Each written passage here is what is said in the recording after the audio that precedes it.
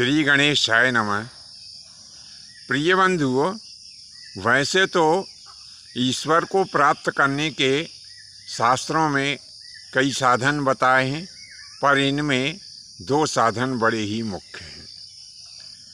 एक तप करना और दूसरा दान देना। तो तप करना तो फिर भी सरल है, परंतु दान देना बड़ा ही कठिन है। अब यहाँ पर हम जो कह रहे हैं कि दान देना क्यों कठिन है, तो उसके बारे में हम आपको बताए देते हैं कि प्रारंभ से ही मनुष्य धन के प्रति ललायित रहा है। वह बड़ी मेहनत करके, बड़ी कठिनता से नाना प्रकार के कष्टों को उठा करके धन को कमाता है। अब आप ही विचार करिए कि जिस वस्तु को उसने अनेक कष्ट उठा करके और कमाया, फिर जब वह व्यक्ति उसको दान देता है तो उसका कितना महत्व होता है। अब अभी जैसे हमने कहा कि तप करना सरल है, तो वैसे तो तप करना भी सरल नहीं है।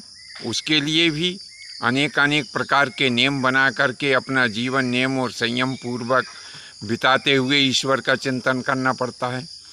लेकिन फिर भी दान की अपेक्षा तप सरल होता है, यानी तप से ज़्यादा कठिन दान होता है।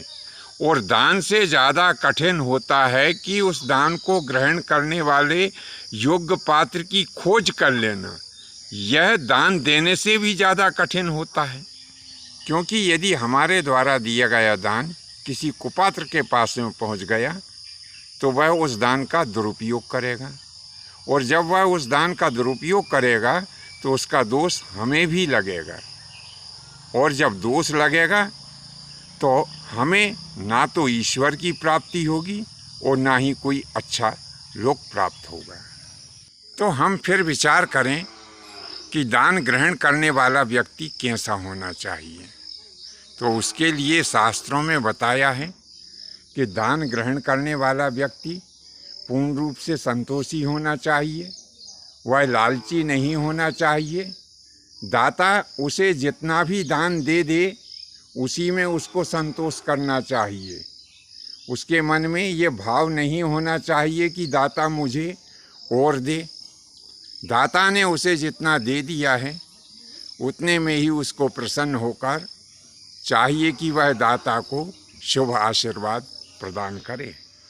जिसको हम दान दे रहे हैं वह व्यक्ति क्रोधी नहीं होना चाहिए, और मांस, मदिरा तथा किसी भी प्रकार का नशा करने वाला नहीं होना चाहिए।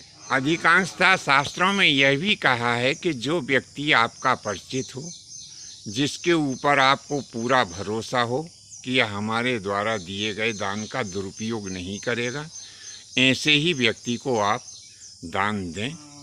अपरिचित व्यक्ति को यदि आप एक बार मना भी कर देंगे तो इसमें आपको कोई दोष नहीं लगेगा। बंधुओं, जानकारी कैसी लगी नीचे कमेंट्स बॉक्स में लिखें। आज्ञा दीजिए। धन्यवाद। जय माता की, जय परशुराम जी।